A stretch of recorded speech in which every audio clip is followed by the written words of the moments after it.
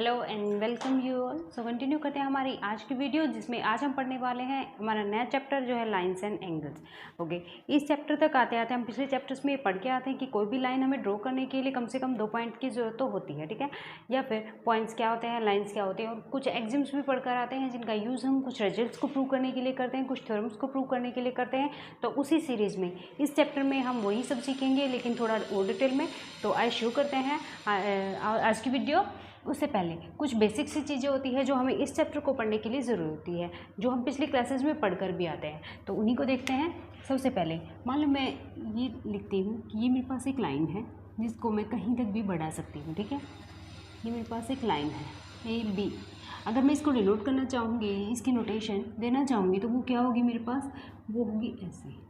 Okay, एक मैं लेती हूँ लाइन सेगमेंट। लाइन सेगमेंट जो एक लाइन का पार्ट होता है, उसको अगर मैं डिनोट करना चाहूँगी तो कैसे करूँगी, उसको मैं करूँगी ऐसे, ठीक है। और एक मेरे पास रे होती है जिसका एक पॉइंट एंड पॉइंट होता है, ठीक है। ये मेरे पास एक रे होती है। ये कैसे होती है, इसको डिनोट करना चाहूँगी तो मैं करूँगी ऐसे, ठीक है। जहाँ ए बी इसकी क्या होती है, सिंपल ए बी जो होता है लेंथ होता है। ओके, यहाँ हम ये सब यूज़ नहीं करेंगे, ये अलग अलग नोटेशन यूज़ नहीं करेंगे। हम तीनों के लिए एक ही नोटेशन यूज़ करेंगे जो कि आ गया हमारे पास ए बी। देखिए, मैं ये इसलिए बता रही हूँ, ये बेसिक चीज़ें हैं। जब भी मैं कभी बोलूँ लाइन, कभी बोलूँ सेगमेंट, कभी मैं बोलूँ रे, तो आप समझ जाएँ कि मैं क्या बोलना चाह रही हूँ, ठीक है।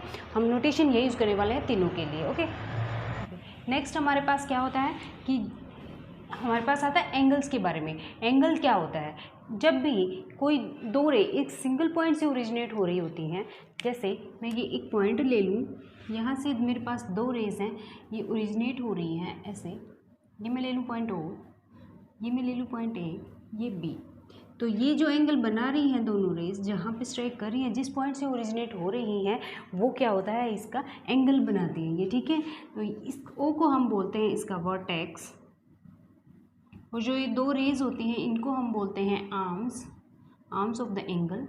एंड ये हमारे पास क्या होता है, एंगल। इसको हम कैसे डिनोट करते हैं, ऐसे ए ओ बी, ठीक है। ये हमारे पास होता है एंगल। जब भी दो रेज सेम पॉइंट से ओरिजिनेट होती हैं तो वहाँ पे क्या बनाती हैं, वो एंगल बनाती हैं। तो ये जो पॉइंट होता है यहाँ पे एंगल बनता है। ये दो आर्म्स होती हैं, ये वर्टेक्स होता है, ठीक है। यह है। अब एंगल्स में हम बहुत से टाइप के एंगल्स पढ़ के आते हैं। जैसे मेरे पास होता है एक एक्यूट एंगल।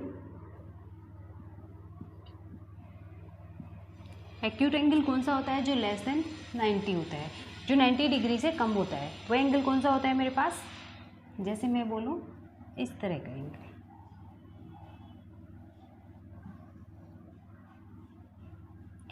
ये जो एंगल होगा ये 90 से कम होगा मेरे पास, तो ये कैसा एंगल होगा, ये एक्यूट एंगल होगा। एक मेरे पास होता है ऑब्ट्यूस एंगल।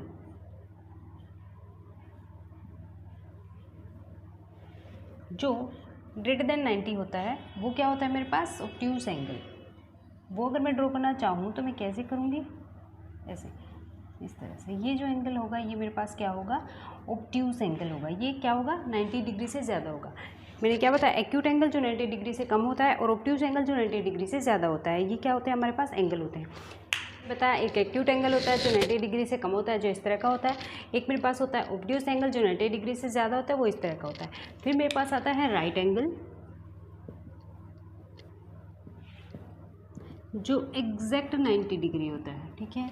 उसको कैसे लिखेंगे हम, वो हमारे पास ऐसे कुछ होता है जो परपेंडिकुलर होता है, ठीक है। ये हमारे पास होता है, ये हमारे पास होता है 90 डिग्री का राइट एंगल, ठीक है। एक मेरे पास होता है स्ट्रेट एंगल,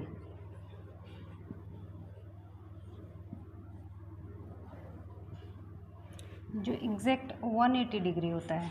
फॉर एग्ज़ाम्पल इस तरह से यहाँ पे जो एंगल बनता है ये क्या होता है, ये मेरे पास होता है स्ट्रेट लाइन, ठीक है। ये मेरे पास होता है स्ट्रेट लाइन, स्ट्रेट एंगल जो 180 डिग्री का होता है, ठीक है। एक मेरे पास होता है reflex angle. Reflex angle, reflex angle कौन सा होता है, मान लो मेरे पास है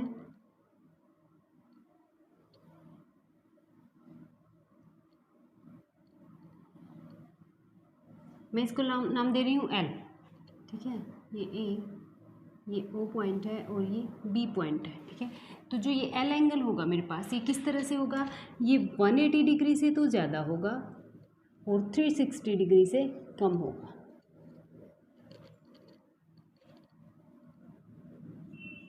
ठीक है। रिफ्लेक्स एंगल कौन सा होता है, जो यहाँ ये बन रहा है ना, इस तरह का एंगल होता है, वो क्या होता है 180 डिग्री से तो ज़्यादा होता है, ये 180 डिग्री से तो ज़्यादा है और 360 डिग्री से क्या होता है, कम होता है। ये हमारे पास होता है रिफ्लेक्स एंगल, ओके। तो ये मेरे पास मान लो अगर ये रेज हैं, ये इस तरह से स्ट्राइक करेंगी, इस तरह से एक दूसरे को कट करेंगी, तो जो एंगल बनेंगे, ये दो रे मैं मान लेती हूँ, एक ए है, एक बी है, एक सी है, एक डी है, वर्टिकली ऑपोजिट एंगल्स होते हैं ये, ठीक है। इसमें कौन से होते हैं वर्टिकली अपोजिट एंगल्स, जब ये दो रेज होती हैं ए बी सी डी, आपस में ओ पॉइंट के ऊपर कट कर रही हैं, तो जो ये अपोजिट एंगल्स बन रहे हैं, ये वाले, ये इसके इक्वल और ये वाला इसके इक्वल। मान लो ये मैं लिख दूँ 1, ये मैं लिख दूँ 2, ये मैं लिख दूँ 3, ये मैं लिख दूँ 4, तो जो एंगल 1 है और एंगल 2 है, ये आपस में वर्टिकली अपोजिट हैं, और एंगल 3 है और एंगल 4 है, ये वाला और ये वाला, ये आपस में क्या है वर्टिकली अपोजिट।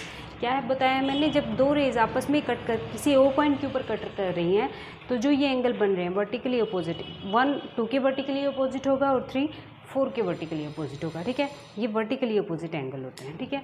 अब और बाकी एंगल्स कौन से होते हैं, जिनका सम मेरे पास एग्जैक्ट कितना आता है 90 डिग्री आता है, ठीक है। वो कौन से होते हैं, सम मेरे पास 90 डिग्री आता है, वो कॉम्प्लीमेंट्री एंगल होते हैं। एक मेरे पास होते हैं सप्लीमेंट्री एंगल्स, वो कौन से होते हैं, जिनका सम आता है एग्जैक्ट 180 डिग्री, ठीक है।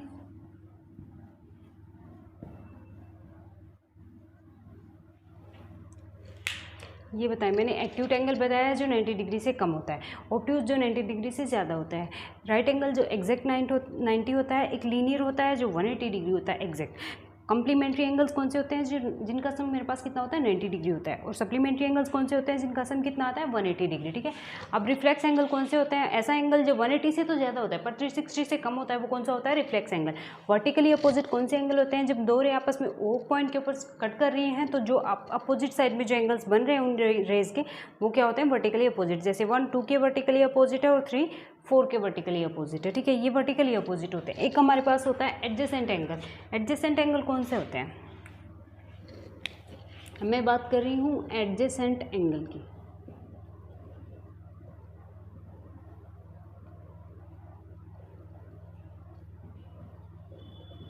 एडजेसेंट एंगल्स कौन से होते हैं, मान लो मैं मान लेती हूँ कि ये दो रेज है मेरे पास ऐसे, ठीक है, और एक मेरे पास है कॉमन रे, ये वाली, ये मेरे पास पॉइंट है ए ओ, ये बी और ये मेरे पास है सी। तो जो ये वाला एंगल होगा और ये एंगल होगा, वो क्या होगा adjacent angle. Means adjacent angle कौन से होते हैं, जिनमें एक आर्म्स हमारे पास कौन सी होती है, कॉमन होती है, ठीक है। एक वर्टेक्स हमारे पास कॉमन होता है, एक आर्म्स कॉमन होती है, और जो दो नॉन कॉमन आर्म्स होती हैं वो कॉमन आर्म के अपोजिट साइड में होती है। ऐसा नहीं कि ये कॉमन आर्म है तो ऐसा नहीं हो सकता कि ये जो दो बाकी की रेज हैं, जो आर्म्स हैं, वो इस तरफ हो जाएं या दोनों इस तरफ हो जाएं, ऐसा नहीं हो सकता। वो एडजेसेंट एंगल्स नहीं होते।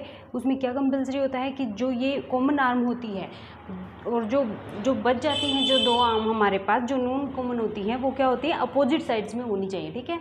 और एक वर्टेक्स हमारे पास क्या होना चाहिए, कॉमन। तो इस तरह के जो एंगल बनते हैं वो क्या होते हैं, हमारे पास एडजेसेंट एंगल्स होते हैं।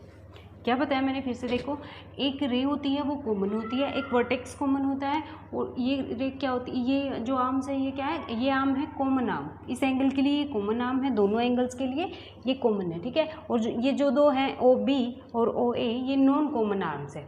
तो जो नॉन कॉमन आर्म होंगी वो कॉमन आर्म के अपोजिट साइड्स में होंगी, मतलब एक इस तरफ है तो दूसरी इस तरफ होगी, ठीक है। ऐसा नहीं कि इस आर्म के दोनों इस तरफ हो जाएं या इस तरफ हो जाएं, वो एडजेसेंट एंगल नहीं होते। एडजेसेंट एंगल इस तरह से बनते हैं, ठीक है। ये एडजेसेंट एंगल होते हैं हमारे पास। अब मैं मान लूँ कि ये रे है, ये थोड़ी और ऐसे हो जाए, मतलब सीधा ही ऐसे हो जाए, तो बिल्कुल ऐसे हो जाए। ये मेरे पास पॉइंट है ओ, ये ए है, ये क्या है बी, ठीक है। तो ये ऐसे ही हो जाए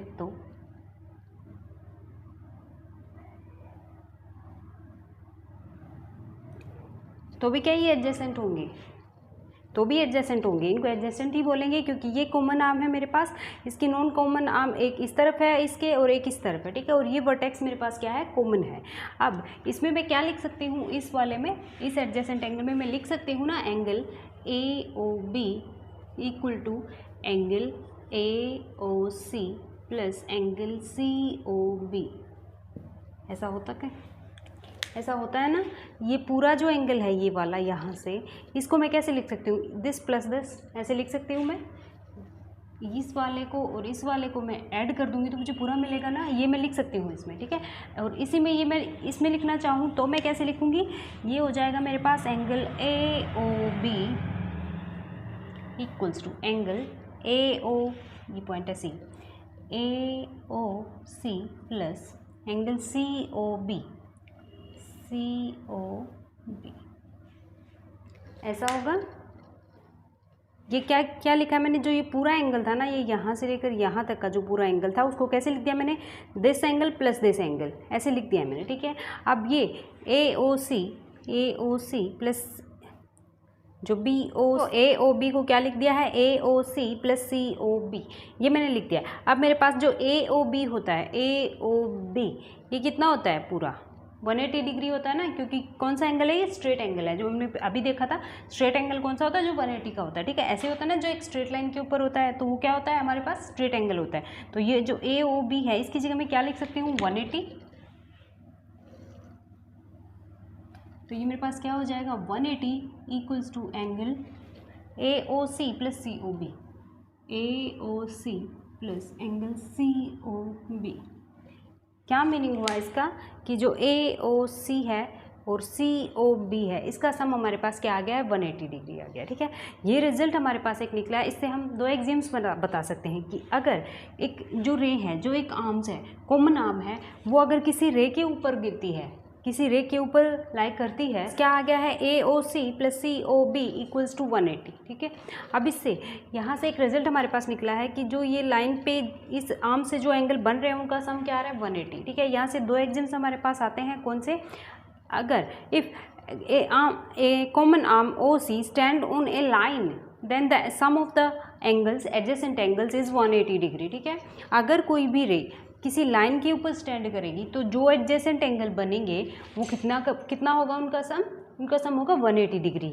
ये लाइन है ना हमारे पास AB, यहाँ पे AB लाइन नहीं थी, ये दो आर्म्स थी मेरे पास, नॉन कॉमन आर्म्स, ठीक है। और यहाँ पे ये AB क्या बन रहा है, मेरे पास लाइन बन रहा है। इसके ऊपर अगर ये आर्म स्टैंड करेगी तो क्या बनेगा, एडजेसेंट एंगल का सम 180 बनेगा। और अगर दूसरा क्या बनेगा, अगर जो एडजेसेंट एंगल है उनका सम 180 बन रहा है, तो उसका क्या मीनिंग होगा कि जो वो कॉमन आर्म होंगी वो किसके ऊपर स्टैंड करेगी, वो किसके ऊपर स्टैंड करेगी, वो एक लाइन के ऊपर स्टैंड करेगी, ठीक है।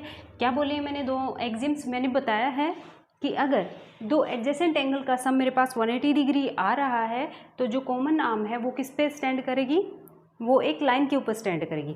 और दूसरा मैंने क्या बताया है कि अगर कॉमन आर्म किसी लाइन के ऊपर स्टैंड कर रही है तो जो एडजेसेंट एंगल मेरे पास बनेंगे उनका सम क्या होगा, 180 डिग्री, ठीक है।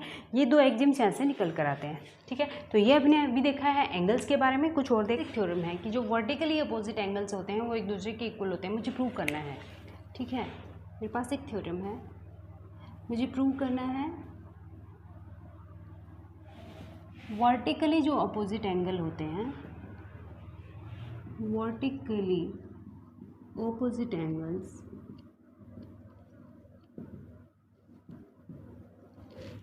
are equal, ठीक है। मुझे प्रूव करना है कि जो वर्टिकली अपोजिट एंगल्स होते हैं वो क्या होते हैं, इक्वल होते हैं।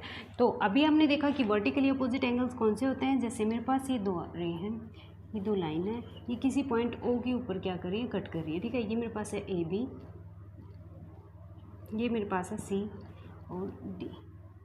तो यहाँ पे वर्टिकली अपोजिट एंगल्स कौन से होंगे, एक ये होगा, एक ये होगा, एक ये वाला होगा और ये वाला होगा, ठीक है। कौन कौन से होंगे, मुझे क्या प्रूव करना है इसमें, वर्टिकली अपोजिट एंगल ये वाला होगा, इसके अपोजिट होगा ये वाला, ठीक है। और ये जो एंगल है इसके अपोजिट वर्टिकली ये होगा, ठीक है। तो मुझे प्रूव क्या करना है कि angle AOD equals to angle C O B, और सेकंड क्या है, A O C equals to angle D O B. ठीक है, क्या प्रूव करना है मुझे कि जो वर्टिकली अपोजिट एंगल है कौन कौन से हैं, एक तो है ए ओ डी और इसके साथ में कौन सा है, सी ओ बी। ठीक है, ये वाला पहले वाला, तो ये इक्वल होंगे। और सेकंड पेयर कौन सा, ए ओ सी और डी ओ बी, ये इक्वल होगा। ठीक है, तो मुझे क्या करना है, ये प्रूव करना है। तो मैं कैसे प्रूव करूँगी, मैं देख लेती हूँ कि अभी मैं ये पूरा नाम लिखने की बजाय यहाँ पे 1 2 3 4 लिख लेती हूँ। ठीक है, ये 1 2 3 4, ठीक है, ऐसे लिख देती हूँ मैं मान लेती हूँ ये एंगल 1 है, ये एंगल 3 है, ये एंगल 2 है, ये एंगल 4 है। तो यहाँ से मुझे क्या प्रूव करना है कि एंगल 3 होगा वो 4 के इक्वल होगा, जो एंगल 3 होगा वो एंगल 4 के इक्वल होगा, और जो एंगल 1 होगा वो एंगल 2 के इक्वल होगा। ठीक है, ये पूरा नाम लिखने की बजाय मैंने 1 2 3 लिख दिया है, सिंपल यही है और कुछ नहीं है। मैंने बता दिया है कौन कौन से एंगल है वर्टिकली अपोजिट। ये वाला जो एंगल है ये इसके अपोजिट है, और ये वाला जो एंगल है वो इसके अपोजिट है। ठीक है, इसकी जगह मैंने 1 2 3 4 लिख दिया। अब मैं इस पे आती हूँ, इस लाइन के ऊपर जो सी डी लाइन है, इसके ऊपर ये रे स्टैंड कर रही है ए ओ। अगर ये स्टैंड कर रही है तो ये क्या बनेगा मेरे पास, लीनियर एंगल्स बनेंगे। ठीक है, तो 1 और 3 का सम कितना होगा मेरे पास, 180 डिग्री। ठीक है, अभी हमने करा है एंगल 1 + 3 इक्वल्स टू मेरे पास कितना होगा, 180 डिग्री। ठीक है, क्योंकि ये क्या बन जाता है मेरे पास, ये मेरे पास बन जाता है लीनियर पेयर, और लीनियर पेयर का सम क्या होता है, 180 डिग्री। ठीक है, अभी हमने प्रूव करा था ये मेरे पास एक लाइन है सी डी। ठीक है, तो इसके ऊपर ये ए ओ रे आ रही है ना। लाइन के ऊपर जब एक रे आती है तो क्या होता है, जो एंगल होते हैं, एंगल जो बनते हैं एडजेसेंट एंगल, उनका सम कितना होता है हमारे पास, 180 डिग्री। अभी हमने एग्जाम किया था, तो ये आ गया मेरे पास। अब जब मुझे प्रूव करना है 3 और 4 के इक्वल, 1 और 3 एक क्या है मेरे पास, लीनियर एंगल है। अगर मैं इसको ए बी को एक लाइन ले लूँ और ओ डी को मैं क्या ले लूँ, एक रे ले लूँ, तो इस लाइन के ऊपर भी तो ये रे आ रही है ना, तो इस एंगल का और इस एंगल का सम भी क्या होगा मेरे पास, 180 डिग्री। एंगल 3 + एंगल 2 ये भी मेरे पास कितना होगा, 180 डिग्री। क्यों होगा, क्योंकि ये भी एक क्या बनेगा, लीनियर पेयर बनेगा। ठीक है, कौन सा बनेगा लीनियर पेयर, 3 और 2। क्यों, अभी मैंने किसको कंसीडर किया है, ए बी को लाइन कंसीडर किया है, और ओ डी एक रे है जो इसके ऊपर स्टैंड कर रही है, तो ये कौन सा लीनियर पेयर बनेगा, 3 और 2 का। उससे पहले मैंने कौन सी लाइन कंसीडर करी थी, सी डी लाइन कंसीडर करी थी, और ए ओ क्या था मेरे पास, एक रे था, तो इसलिए 1 और 3 क्या बना था मेरे पास, एक लीनियर पेयर बना था। ठीक है, ये दोनों मैंने लिख लिए हैं। अब हम एक एग्जाम पिछले चैप्टर में पढ़कर आते हैं कि जब दो चीज़ें तीसरी के इक्वल होती हैं तो वो आपस में भी इक्वल होती है। जब दो चीज़ें अलग अलग हैं, ये तीसरी के इक्वल हैं, तो ये आपस में भी इक्वल होंगी। ये एग्जाम हम पढ़ के आते हैं, तो ये मैं लिख लेती हूँ। ये क्या हो जाएगा मेरे पास, angle 1 + angle 3 equals to angle 3 + angle 2। ठीक है, ये एग्जाम होता है हमारे पास।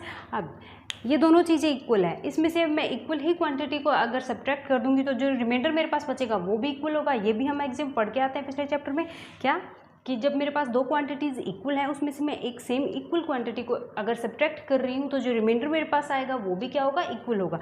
तो मैं दोनों तरफ से क्या करूँगी, एंगल 3 को माइनस कर दूँगी, तो मेरे पास क्या बच जाएगा, अगर मैं एंगल 3 को दोनों तरफ से माइनस करूँगी तो सिर्फ क्या बचेगा मेरे पास, एंगल 1 इक्वल्स टू एंगल 2।